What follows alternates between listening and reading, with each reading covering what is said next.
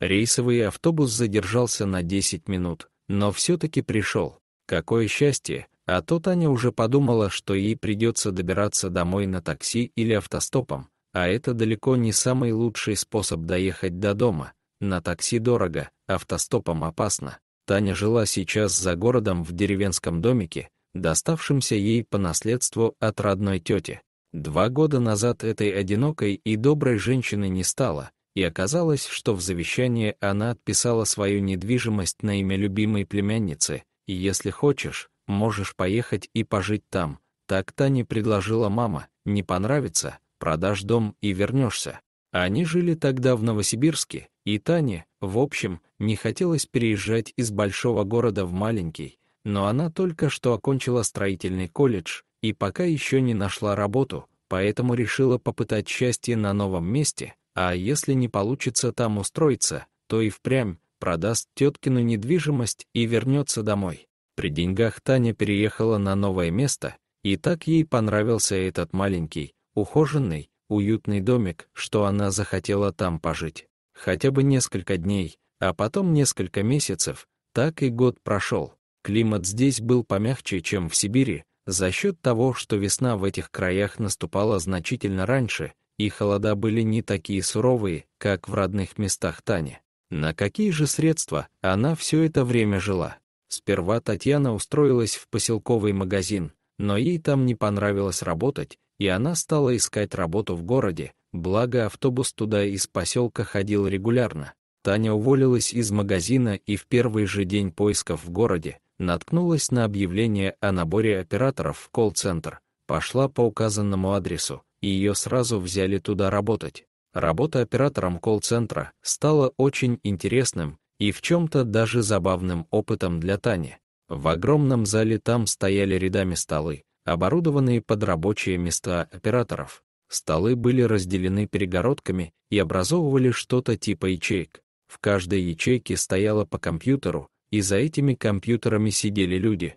В основном, это были девушки с наушниками с микрофонами. Они должны были проводить опросы по случайным номерам, то ли сгенерированным компьютерной программой, то ли заранее забитыми чьей-то доброй рукой в некую электронную базу.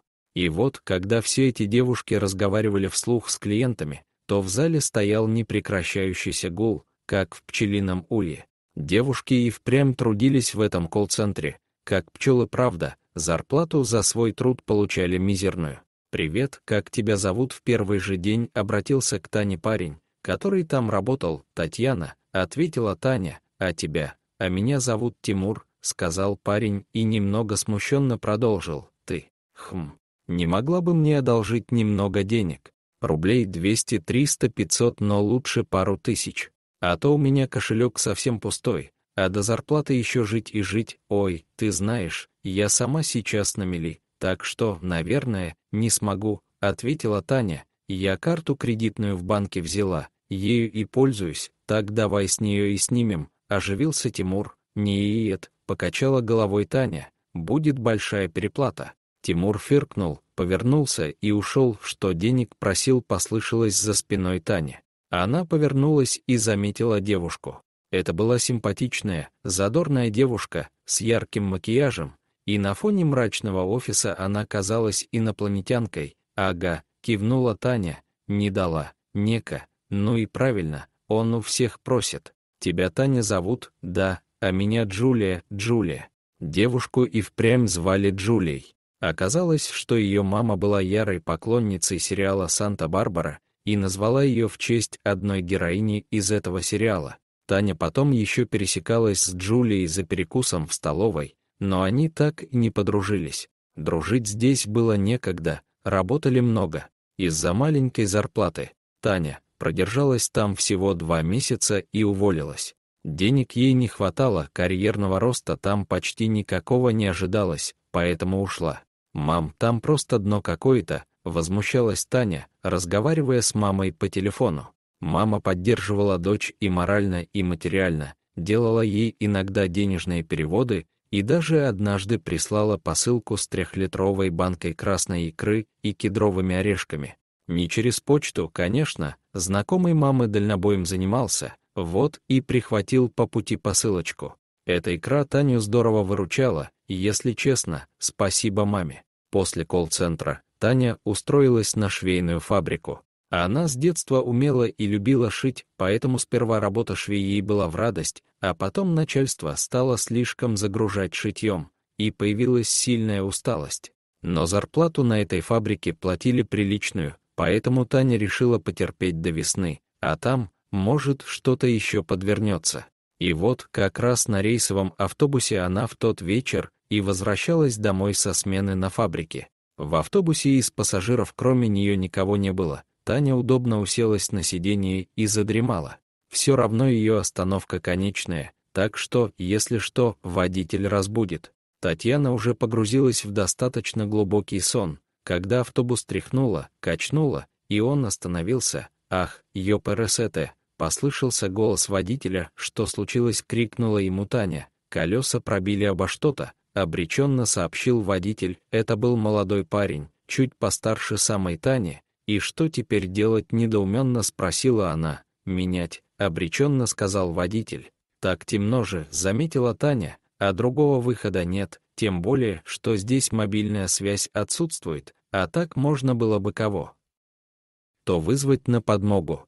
Делать нечего, Таня осталась сидеть в автобусе, а водитель пошел менять колеса, благо, хоть у него как раз 2 запаски были прихвачены. Долго ли, коротко ли, но работу он уже заканчивал, даже предупредил Таню, что минут через 15 должны поехать. «Вам помочь?» — спросила она, высунувшись из автобуса. «Да, можете собрать вокруг меня мелкий инструмент в ящик, чтобы быстрее поехали». Таня спрыгнула на заснеженную дорогу, стала собирать инструменты, как вдруг вдоль обочины появились маленькие зеленоватые огоньки, как будто летние мотыльки вдруг проснулись и стали летать возле темных елей. «Ой, что это?» — недоуменно воскликнула Таня. Парень отвлекся от колеса и посмотрел в направлении, куда показывала его незадачливая пассажирка.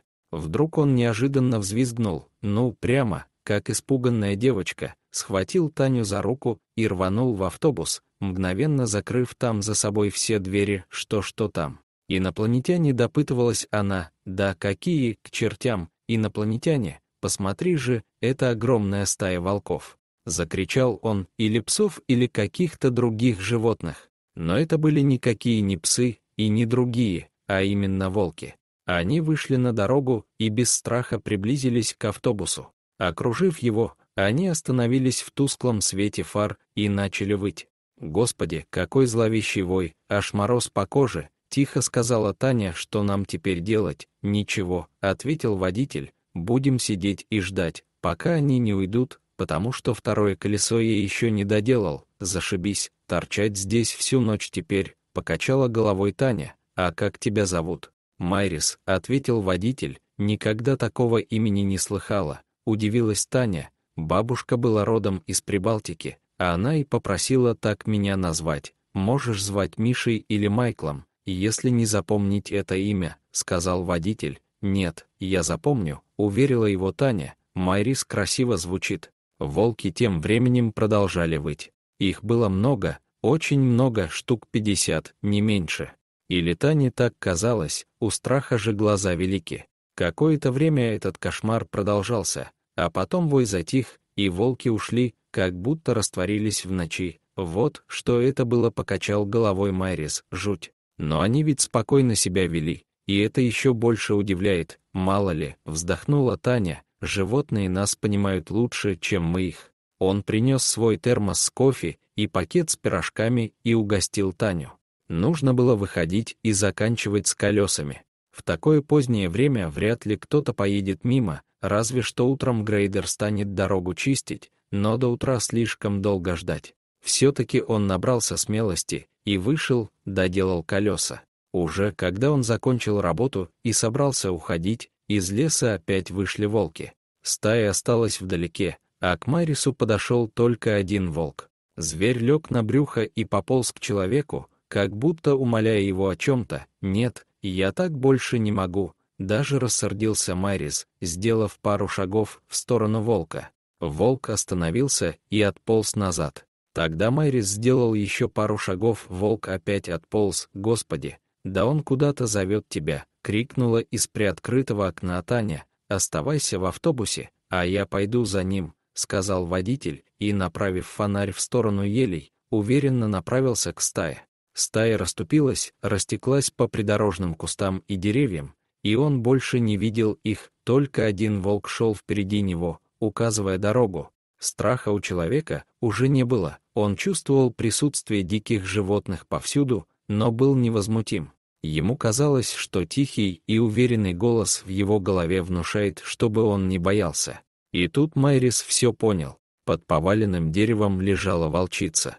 Парень почему-то сразу догадался, что это именно волчица, а не самец. Наверное, потому как сопровождающий его волк подбежал к ней и лизнул в ухо. Дерево придавило волчице лапу, ей никак было не выбраться из-под толстого ствола. «Я попробую», — пообещал Майрис. Кому он это пообещал? Волку бедной волчицы. Сам себе. Он обхватил ствол руками и резко дернул его. Дерево сдвинулось, потеряло опору и скатилось во враг. Волчица была спасена, она немного хромала, когда уходила, но на волках все быстро заживает, Майрис это знал. Он посмотрел вслед неспешно удаляющейся стаи, потом вернулся в автобус и об всем рассказал Тане. «Эх, зря я с тобой не пошла», — расстроилась она. «Может быть, и зря. Это было потрясающее ощущение, как будто они приняли меня к себе», — сказал он, завел автобус и повез Таню в деревню. После этого случая Майрис и Таня подружились и начали встречаться. Потом они поженились и стали жить в маленьком домике Тани. С ними случались разные истории, они попадали в различные ситуации, это была их обычная, повседневная жизнь. Майрис все так же продолжал работать на рейсовом автобусе, и иногда зимой, когда он возвращался с работы домой на своей машине, на том участке дороги, где он помог волчице, из кустов выскакивали волки и сопровождали его машину. Это бывало очень редко, поэтому Майрис ценил такие моменты и никогда не забывал то чувство единения со стаей, с природой, которое испытал однажды.